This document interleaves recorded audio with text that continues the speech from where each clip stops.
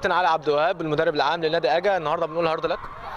والله الحمد لله، انتوا شايفين الفرقه، مش عارف اقول الحكم في الدقيقه 98 يعني انا ماشي كويس جدا طول الماتش، وبصراحه فير طول الماتش. الكره دي الناس كلها شايفه يعني موجوده، ضربه جزاء ما فيش فيها اي نوع، من الاعتراض. بس اللعيبه بصراحه النهارده عملوا ماتش كويس جدا جدا جدا، وانت شفت برده الماتش كان سجال، كان ماتش جميل، ماتش ممتع، كان في هجمه ليهم وهجمه لينا. فرص كتيره يعني، مش فرص، ده اهداف على خط الجون وعلى خط السته. توفيق من اللعيبه مستعجله، خبراتها قليله. الحمد لله انت شفتوا، كنتوا الماتش اللي فات كنتوا موجودين معانا في ماتش الكهرباء، كان عندنا ناقص 4 لعيبه. بدانا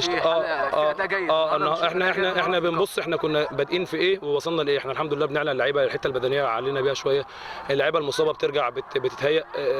ماتش فرقه كبيره طبعا، ميجا يعني ماشيين بخطه ثابته، عندهم بونت عالي، لو مشوا بنفس الخطه دي ما شاء الله يبقى اول مجموعه مستريحين. معاهم جهاز فني كابتن بلبل البيومي واداره الحاج احمد نجاد وكل الكابتن سامح عدروسي، ناس محترمه، فرقه كويسه، فرقه محترمه. ان احنا نوصل معاهم ونعمل اداء بالمنظر ده، وان احنا كنا ممكن نكسب.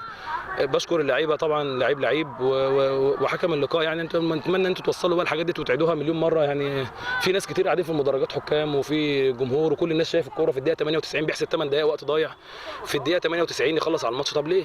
ما هو ده تعب لعيبه طول الماتش. فاحنا مش عايزين نتكلم عن الحكام ولا بتاع، انتوا في الكاميرا بتاعتكم بتيجي بتشوف الحاجات دي، تتابع ونشوف الكلام ده. الحكم ماشي كويس طول الماتش، الكوره اللي في الاخر دي لو بلنت علينا هنسكت والله العظيم ولا اي مشكله، انما ما فيش في اي حاجه خالص. الحمد لله. طبعا النهارده احنا بننهي الدور الاولاني، عندنا اسبوعين 3 راحه.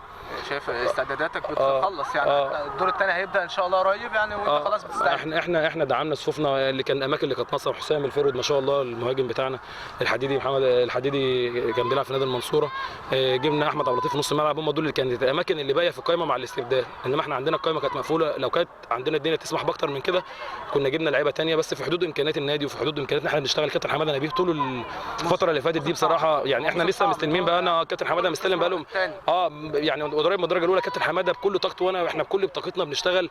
احنا الحمد لله احنا راضيين عن اداء اللعيبه النهارده 100%، وهنعمل لهم مكافاه ان شاء الله اجاده، لان هم ما قصروش.